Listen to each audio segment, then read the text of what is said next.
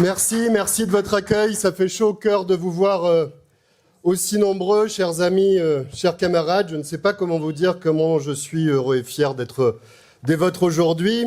Je veux d'abord vous apporter de vive voix cette fois, après le message que vous venez d'entendre, le fraternel salut de Fabien Roussel. Il n'aura donc échappé à personne que parmi vos invités, je suis le seul à ne pas être secrétaire national d'un grand parti de gauche. Mais je crois avoir un privilège que les autres n'ont pas. Siudaki, élevé au gnocchi et à la pissaladière.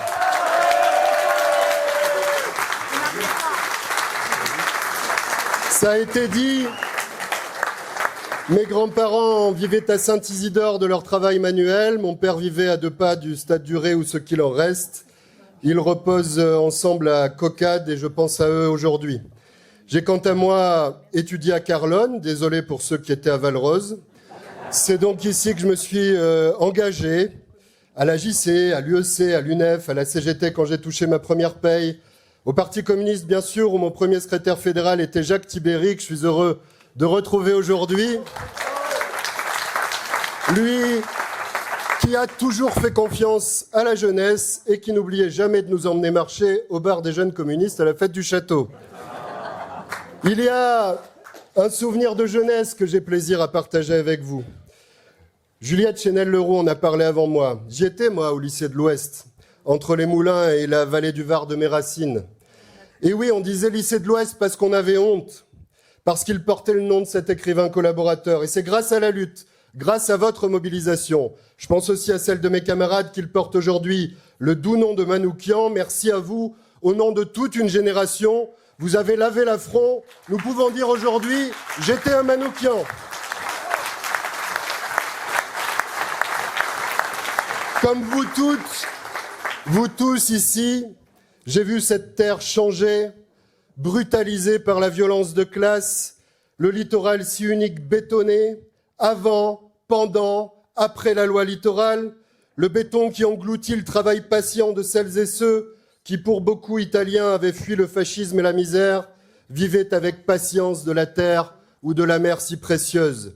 S'il s'agissait encore de construire pour loger la famille de celles et ceux qui n'aspirent qu'à vivre dignement de leur travail, bien sûr que non.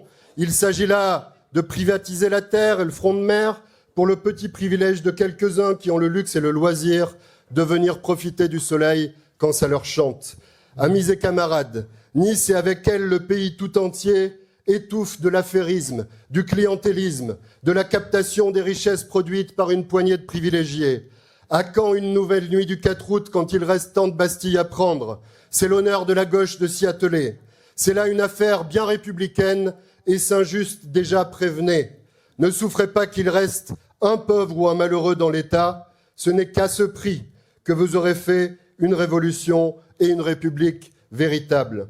Mon grand-père, quant à lui, me disait en niçois, « Tu sais, si la gauche ne s'occupe pas du bien-être des travailleurs, personne ne le fera. » Eh bien, ici rassemblés, nous sommes cette gauche du travail, cette gauche de la République véritable, cette gauche qui a renoncé à renoncer, cette gauche qui ne plie pas et qui ne pliera jamais, même à contre-courant, même quand soufflent si fort les mauvais vents de l'histoire. Quel est donc ce pays rongé par le capital affairiste? Ce pays qui affiche sa promesse d'égalité sur le fronton des écoles est aujourd'hui devenu champion d'Europe des dividendes versés aux actionnaires. Ce pays qui mobilise chaque année 211 milliards d'euros du budget de l'État pour les entreprises à fonds perdus, sans aucune contrepartie, sans aucun contrôle. 211 milliards, puisque nous parlons des élections municipales, c'est l'exact double des 105 milliards de concours de l'État aux collectivités locales à qui le pouvoir Macron n'a eu de cesse de faire les poches pour préserver la cassette des puissances d'argent. Et ne vous y trompez pas, l'argent n'a pas de patrie. Avez-vous vu Bardella offrir son épaule accueillante aux pleurnicheries de Bernard Arnault? De qui se moquent-ils, ces ennemis des travailleurs? Nous avons le patronat le moins patriote d'Europe.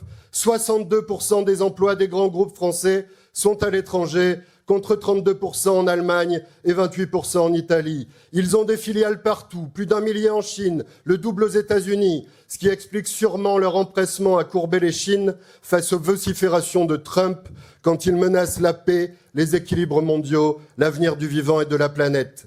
Il menace, ils divisent, ils opposent les travailleurs entre eux, ils démantèlent les services publics, ils organisent le grand déménagement de nos industries. Ils n'hésitent plus désormais à recourir à la coercition en poursuivant un millier de syndicalistes CGT. Entendez ce chiffre.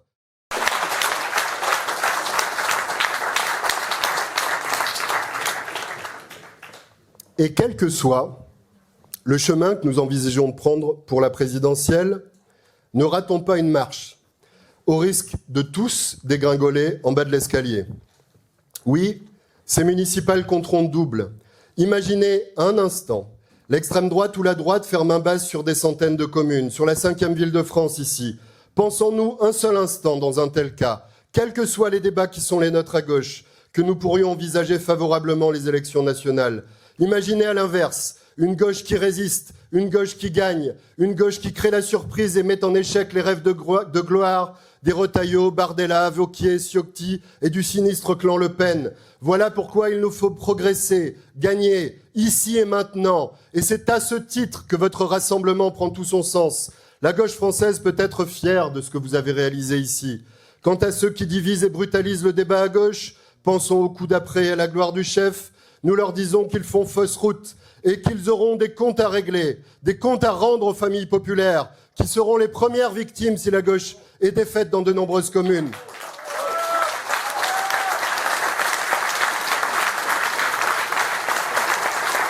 Et moi, je peux vous dire ici qu'on respirait un peu mieux dans le département dans ma jeunesse, quand il y avait un peu plus de points rouges sur la carte, dans la vallée du Paillon ou dans la vallée du Var. Et je souhaite plein succès à tous mes camarades engagés dans les Alpes-Maritimes dans ces élections municipales. Il y a tant de choses à faire dans nos villes et nos villages pour protéger, pour vivre mieux, pour permettre à toutes et tous de se loger, de se déplacer, de s'émanciper par l'éducation et la culture.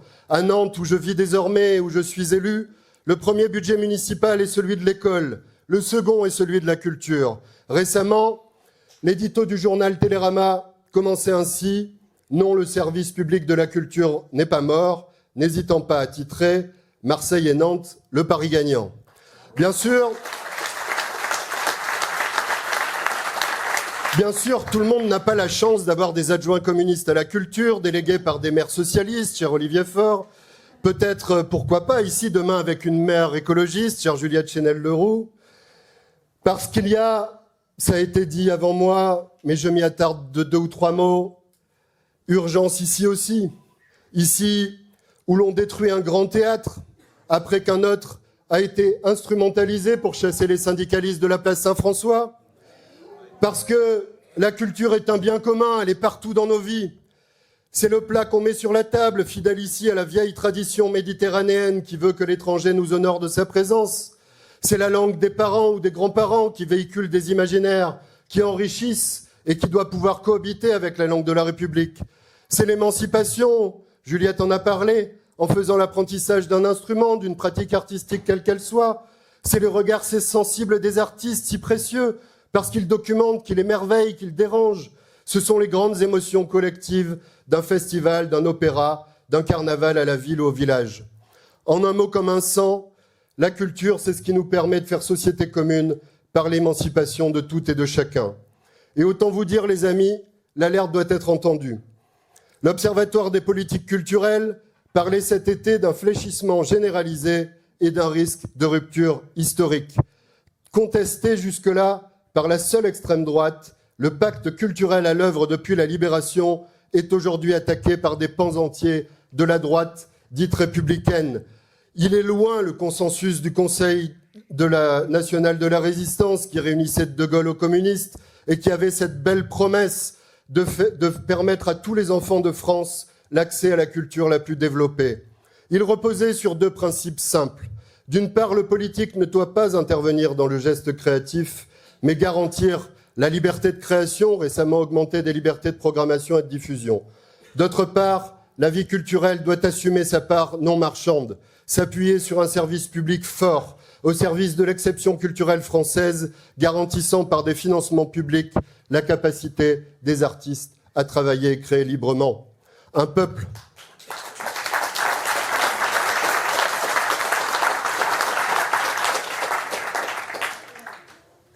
Merci pour vos encouragements. Ça m'a permis un coup de flotte avant de citer Jacques Ralite, qui disait donc « Un peuple qui abandonne son imaginaire à l'affairisme se condamne à des libertés précaires ». Nous en sommes à ce moment exact. Si les collectivités locales, responsables de la grande majorité du financement de la vie culturelle, abandonnent leurs responsabilités, c'en est fini de la France des théâtres et des festivals, et non, nous ne le permettrons pas, parce que les prédicateurs obscurantistes qui s'emploient à droite à assécher les financements publics savent parfaitement ce qu'ils font. Ils préparent le terrain au Stérin, au Bolloré, à cette poignée de milliardaires fascistes qui entendent coloniser nos imaginaires. Non, vraiment, nous ne le permettrons pas.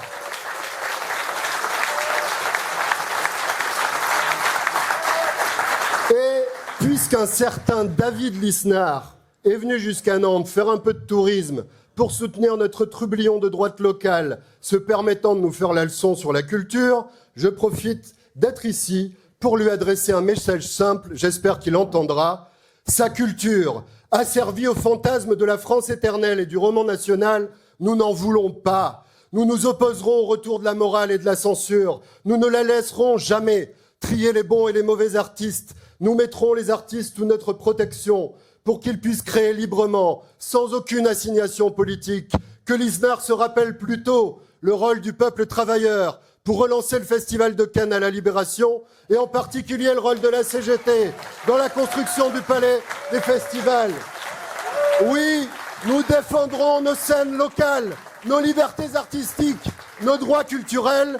Ils ne sont pas à vendre. Que Lisnard, à Estrosi, cette droite affairiste, patriarcale, appuyée par les puissances d'argent, se sent forte et virile. Méfie, comme on dit chez nous. D'abord, nous sommes fiers que notre rassemblement ait ici à sa tête une femme.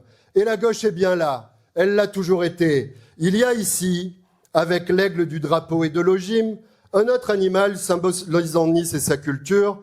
Il ne déplaira pas, j'en suis sûr, à Marine Tondelier. C'est la petite chauve-souris qui vit dans nos vallons et nos vallées, la ratapignate.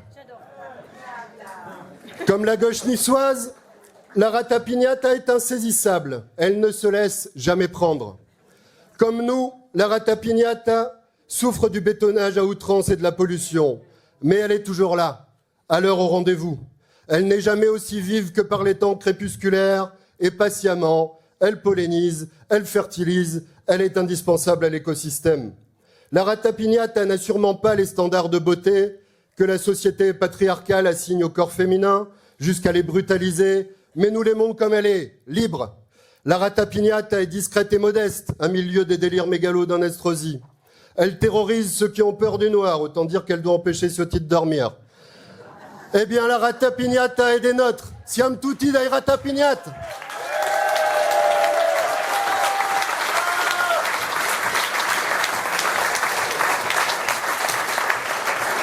Et puis, amis et camarades, Nice est populaire comme toutes les villes et nous sommes cette Nice populaire. La Nice des travailleuses de l'Aube qui nettoient les bureaux avant l'ouverture. La Nice des cheminots qui ont fièrement défendu les consignes sociaux en 95 et après. La Nice des territoriaux si précieux pour mettre en œuvre nos politiques publiques municipales. La Nice des soignantes, des pompiers, des traminots, des enseignantes comme ma mère. La Nice de ces femmes qui ont symbolisé ici le Front populaire en occupant les galeries Lafayette. Et Nice n'est jamais si belle que quand elle est noire de colère et que le rouge des drapeaux syndicaux se fond avec l'ocre des bâtiments de la place Masséna. Nous sommes la Nice.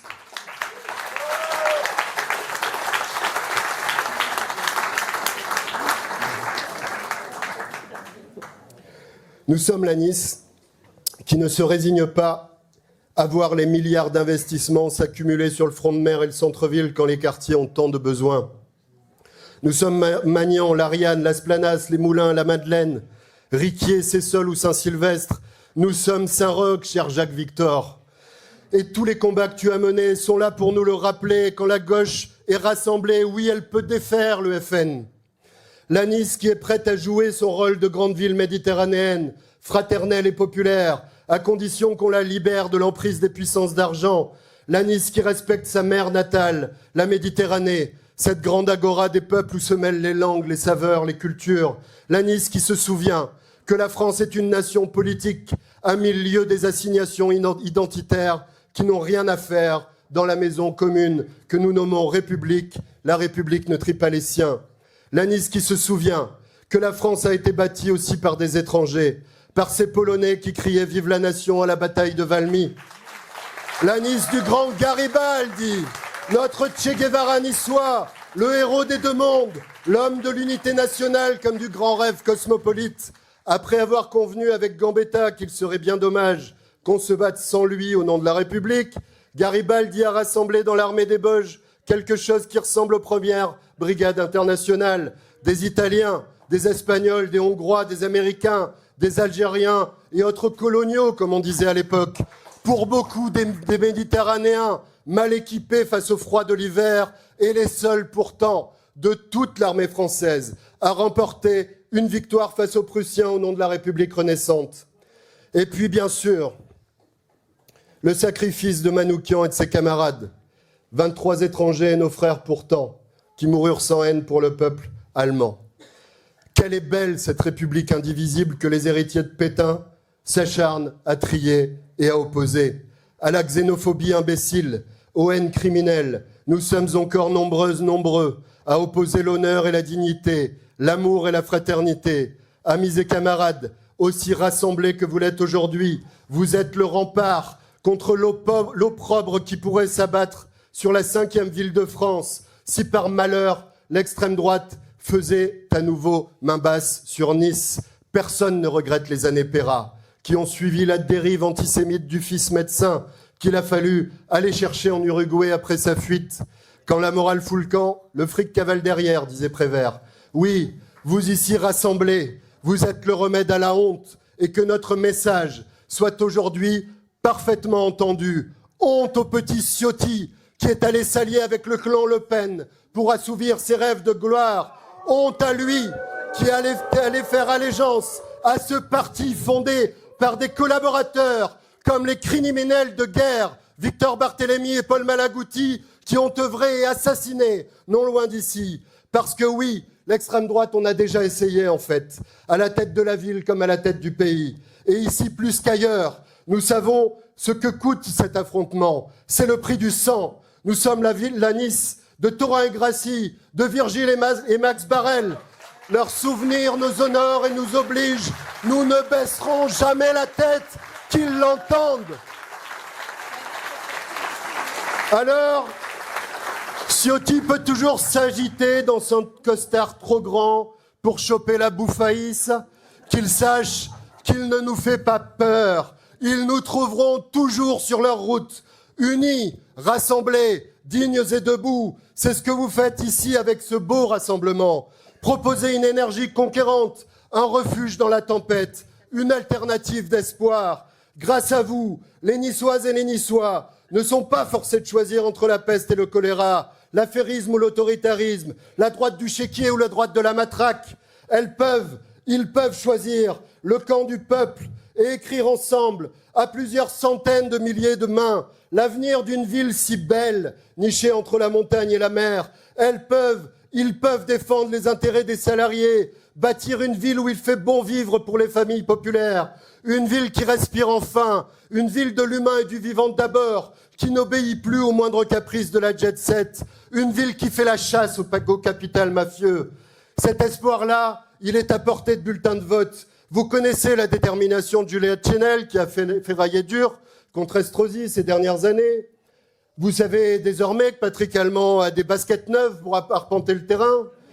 Vous pouvez compter sur mon ami Julien Picot et tous nos camarades qui ont l'expérience de la lutte, de la bataille syndicale, toujours au service exclusif du peuple travailleur. Il reste un tout petit mois, amis et camarades. En 1977, ça remonte mais ça a existé. Les anciens ici s'en souviennent.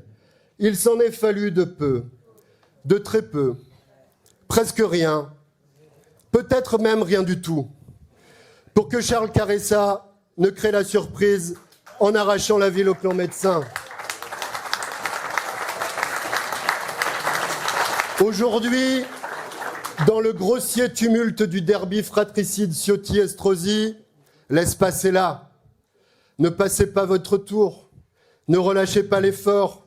Ne comptez pas les heures pour aller de porte en porte, de rue en rue, de maison en maison, d'étage en étage, de vallons en collines, d'entreprise en entreprise pour débattre et convaincre avec confiance. Confiance dans les propositions que vous avez bâties ensemble. Confiance dans ce que nous sommes, la gauche de l'espoir et des victoires communes.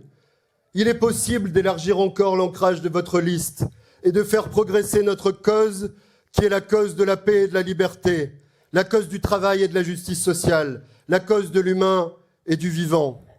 Alors, et alors seulement, nous nous retrouverons le 23 mars ensemble, avec la fierté du travail accompli, dignes et debout, quoi qu'il arrive, qu'il s'agisse de résister ou de gouverner. Issa Nissa, viva Nissa la bella, rebella fraterna e popularia.